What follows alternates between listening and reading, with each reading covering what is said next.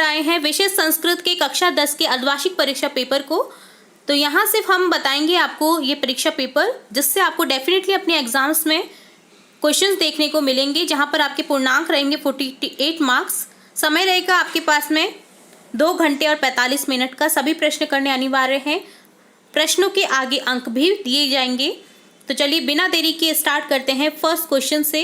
धो लिखित प्रश्नानाम उचित क्रमाक्षरम स्व उत्तर पुस्तिका लिखत। यहाँ आपको ऑब्जेक्टिव टाइप क्वेश्चंस दिए गए हैं प्रश्न संख्या 1 में, झ तक, कैसे लेकर झ तक, जहाँ पर आपको कोई भी एक ऑप्शन को करेक्ट कर देना है। ठीक है, तो चलिए देखते हैं। कै वायुमंडलम भ्रंशम दूषितम रेखांकित पद से अर्थ। यहाँ भ्रंशम का अर्थ बताना है, क्या है? अल्पम। तो यहाँ आप करेक्ट आंसर देखिएगा। नॉट श्योर कि अल्पम ही इसका आंसर होगा, क्योंकि यहाँ पर आपको आंसर्स नहीं बता रहे हैं, सिर्फ क्वेश्चन बता रहे हैं। ठीक है, तो यहाँ आपको इसका आंसर ढूंढ करके क्लिक कर देना है। ख है सदा रिक्त स्थानम बलवती भवती। तो यहाँ लिख देना है आपको आंसर। ग है इत्युक्त्वा पदस्य संधि विच्छेदम भवति। इत्युक्ता जो पद है इसका संधि विच्छेद बताना है। घ है अनभिज्ञ धन अहम इत्यस्य संधि युक्त पदम किम। तो यहाँ अनभिज्ञ धन अहम को जोड़ने पर आपके पास में क्या बनेगा? संधि पद आपको लिखना है। ण है प्रत्येकम समस्त पदस्य विग्रह किम। प्रत्येकम का समस्त पद का जो है विग्रह क्या होगा? ठीक है। च है ग्रहस्य समीपम विग्रह पदस्य समस्त पदम लिखत। ग्रहस्य समीपम इसका समस्त पद लिखना है आपको। ठीक है, मिलाकर के क्या बनेगा? ज्ञान वृद्धि बालक अपि पूजनीय रेखांकित पदे प्रत्यय अस्ति। जो पूजनीय शब्द है आपका रेखांकित पद है, इसमें प्रत्यय बताना है। ठीक है, अगर आपने पिछले क्विज के वीडियो है, अगर आपकी कक्षा से रिलेट या फिर गृह कार्य के वीडियोस हैं अगर देखे हैं ना, तो जनरली उनमें से ही एग्जाम्स में क्वेश्चन पूछे गए हैं या फिर पूछे जाएंगे, जिनके भी एग्जाम बाकी हैं। ठीक है, तो उन्हें तो बिल्कुल कंठस्थ करके ही जाना है, और जो हमारे द्वारा मॉडल पेपर बताए गए हैं उन्हें भी कंठस्थ करके जाना है, ताकि आपका जो एग्जाम पेपर है वो बहुत अच्छा हो। हम उम्मीद करते हैं स्कूल राज थ्योरी चैनल ये सभी स्टूडेंट्स के लिए बहुत कोशिश करता है कि उनकी जो जुड़े हुए स्टूडेंट्स हैं या फिर नहीं भी जुड़े हुए, सबके एग्ज़ाम बहुत अच्छे से हों। ठीक है, तो चलिए फटाफट से नेक्स्ट क्वेश्चन देखेंगे।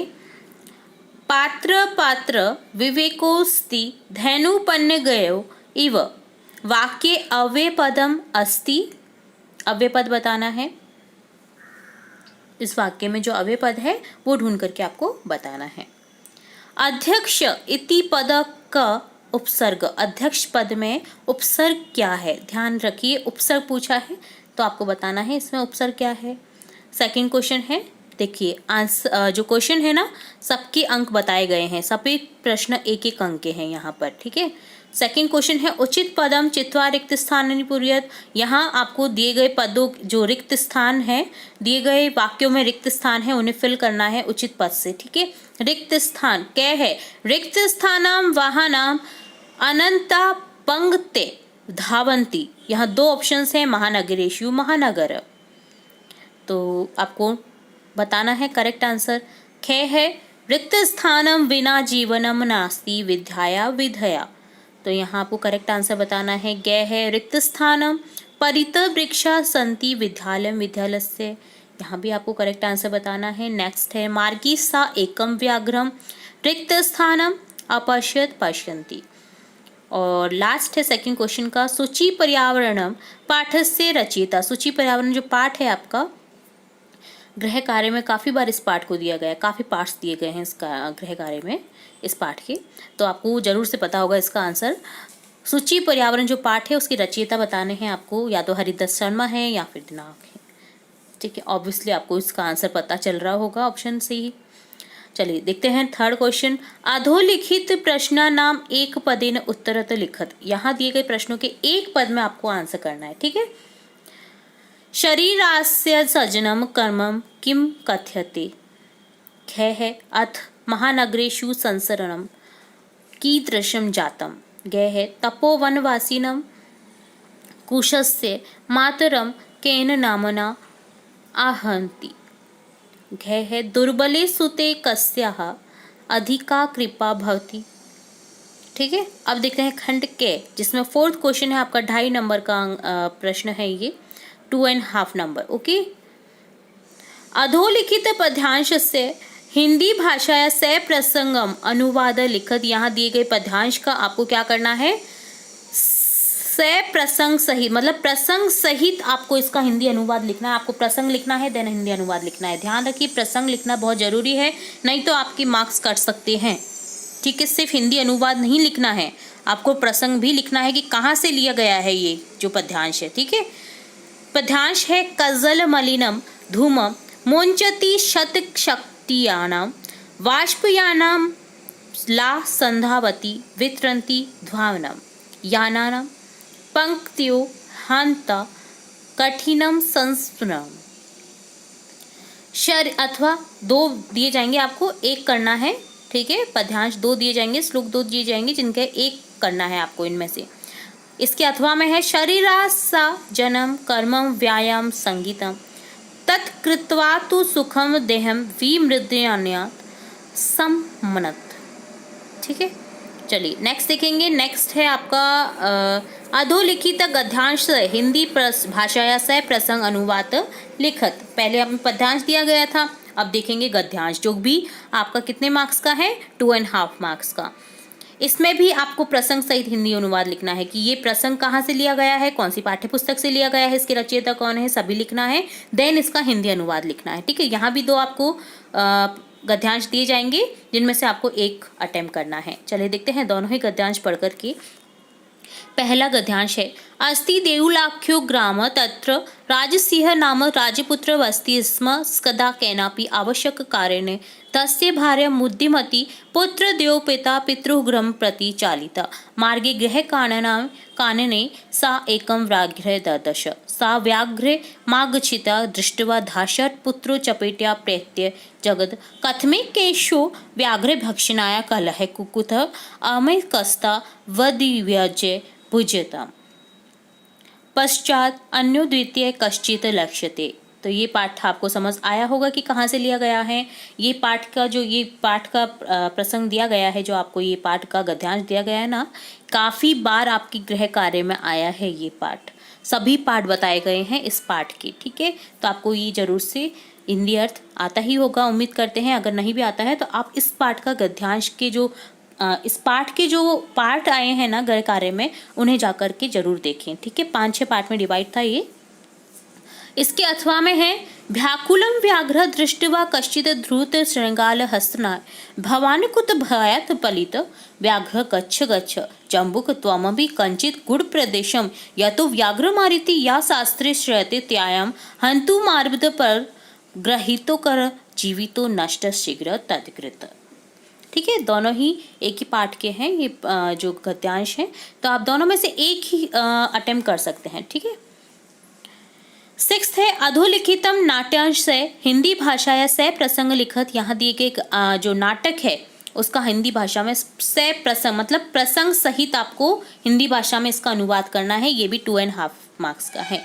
लवा नन भगवान वाल्मीकि राम केन संबंधेन लवा उपनयनोपदेशेन राम अमत्र भव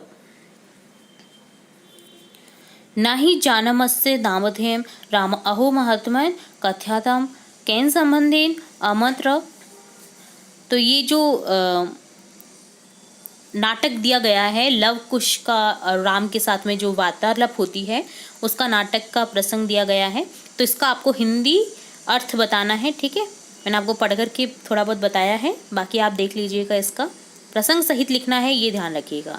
नेक्स्ट है विदूषक जनानियुक्तम अहम पुनः पृच्छामि प्रकाशम किम नामध्या यो वे जन्नी लव तस्या द्वे नामनि विदूषक कथमे लव तपोनवासिनो देवीति नामना हृन्ते भगवान वाल्मीकि वृधुरिति राम अपि च इतस्वादवस्य मुहूर्त मात्रम विदूषक उपसृते आज्ञापयतु भवान् राम अपि कुमारयोरन यो रस्माकं च सर्वथा समरूप कुटुंब वृत्तांत।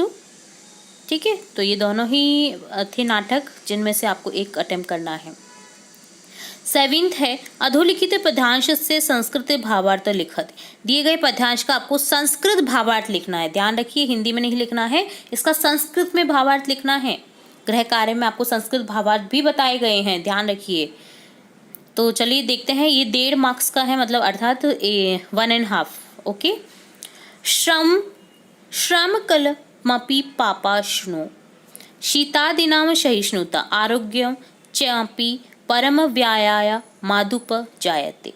अथवा व्यायामो हि सदा पथ्यो बलिनां स्निग्ध भोजनम च शीते वसंते च तेषां पथ्यतम स्मृत। दोनों ही पद्यांश में से आपको एक अटेम्प्ट कर लेना है। ओके, नेक्स्ट देखेंगे। नेक्स्ट 8th क्वेश्चन है अधोलिखित पद्यांश अन्वय मंजूषा समुचित पदानि चित्वा लिखत। यहाँ आपको क्या करना है, मंजूषा में दिए गए आपको पद है ना, उनमें से उचित पद को लिखना है पद्यांश में और उसे पूर्ण करना है। ओके। कश्चित् कालं नये मां स्यान्नगरात् बहुदूरं प्रपश्यति गामान्ते निर्झरनदीपे पुरम् एकान्ते कान्तरे क्षणमपि मे स्यात् संचरणम्। अन्वय काफी कथयति कंचित काल माम, फर्स्ट है, सेकंड है, थर्ड है, फोर्थ है। तो आपको मंजूषा में जो पद दिए गए हैं इनमें से करेक्ट पद को फिल करना है। ठीक है। 9th है बुद्धि बलवती सदा गद्य पाठस्य कथाया हिंदी भाषाणाम सार लिखत। जो बुद्धि बलवती सदा है ना, बुद्धि जो है सदा बलवती होती है, जो पाठ है आपका, इसके जो कथा का सारांश है वो आपको लिखना है। पूरी कथा नहीं लिख देनी है, उसका सारांश लिखना है। ठीक है, ये 1.5 मार्क का है, तो आपको कथा का सारांश लिख देना है इसमें फटाफट से हिंदी भाषा में। 10th है स्वपाठ्य पुस्तकात् श्लोकेम लिखत यत् अस्मिन् प्रश्नपत्र नागत। आपको अपनी पाठ्य पुस्तक से कोई भी एक श्लोक लिखना है जो कि इस प्रश्न पत्र में नहीं आया हुआ है। ध्यान रखिए, दिए गए श्लोकों को नहीं लिखना है जो भी आपके प्रश्न पत्र में, नहीं तो आपको मार्क्स नहीं मिलेंगे। आपको अपनी पुस्तक में इसके अलावा जो है श्लोक वो लिखना है। 1 मार्क्स का है, ये 1 मार्क्स का है। ओके। 11th है अधोलिखित प्रश्नानां पूर्ण वाक्य उत्तराणि लिखत पंचशु 2 प्रश्न। आपको 5 प्रश्न में से कोई भी 2 प्रश्न हल करने हैं। ठीक है, कितनी अच्छी बात है कि 5 प्रश्नों में से आपको 2 प्रश्न हल करने मिल रहे हैं। ठीक है, आपको 2 मार्क्स का ये क्वेश्चन रहने वाला है। प्रति प्रश्न 1 अंक का रहेगा, 2 प्रश्न है 1-1 मार्क्स के। ठीक है, आपको पूर्ण वाक्य में उत्तर देना है, 1 वाक्य में उत्तर नहीं देना है। कोई भी 5 में से आप 2 कर सकते हैं। 12 है अधोलिखित वाक्यानाम रेखांकित पद्माधृत्य प्रश्न निर्माण कुरुत। यहाँ दिए गए वाक्यों में जो रेखांकित पद है उनसे आपको प्रश्न निर्माण करना है। क्या है, जैसे धेनु नाम माता सुरभि आसित, कोई भी 2 करने हैं यहाँ पर भी, ये भी 2 मार्क्स के रहेंगे प्रत्येक। 3 है तो आपको 2 करने हैं। फर्स्ट है धेनु नाम माता सुरभि आसित, तो आपको धेनु नाम को हटा करके क्वेश्चन बना देना है, किसका नाम सुरभि था। ठीक है, सुराधिप ताम अप्रश्यत, यहाँ भी सुरादीप को हटा करके प्रश्न बना देना है। गय है बुद्धिमती चपेटिया पुत्रो प्रहतवती, अब चपेटिया क्या मारा, तो यहाँ इसका क्वेश्चन बन जाएगा, तो यहाँ चपेटिया को हटा देना है। ठीक है। 13 है भवान रमेश चंद्र भवान स्वपितु स्थानांतरण कारणात् तत्रैव पठितुं स्मिच्छति, अतः स्वविद्यालयस्य प्रधानाचार्य स्थानांतरण प्रमाण पत्र TC प्राप्त्यर्थ प्रार्थना पत्रे रिक्त स्थानी मंजूषाया प्रदत्त शब्दे पूरित्वा लिखत। यहाँ आपको हिंट भी दी गई है, तो यहाँ आपको क्या करना है, स्थानांतरण प्रमाण पत्र हेतु आपको अपने प्रधानाचार्य को पत्र लिखना है। ठीक है, TC जो होती है आपका ट्रांसफर सर्टिफिकेट, उसे प्राप्त करने हेतु आपको एक प्रधानाचार्य को पत्र लिखना है। यहाँ आपको हिंट भी दी गई है, इससे कंप्लीट करना है। और TC हेतु जो प्रधानाचार्य को पत्र लिखने का प्रार्थना पत्र है, ये हमारे चैनल पर भी उपलब्ध है, कल ही अपलोड किया था। अगर आपने नहीं देखा है तो आप वहाँ पर जाकर के प्रार्थना पत्र को देख सकते हैं, उसे लर्न कर सकते हैं, क्योंकि ये आपका जो प्रश्न है बहुत अच्छे मार्क्स दिलाता है। काफ़ी मार्क्स का होता है ये क्वेश्चन। ठीक है, चलिए देखते हैं। यहाँ पर ये आपको समझ आ गया होगा, यहाँ पे पत्र लिखना है। ठीक है, यहाँ पर हिंट से इसको फिल कर देना है।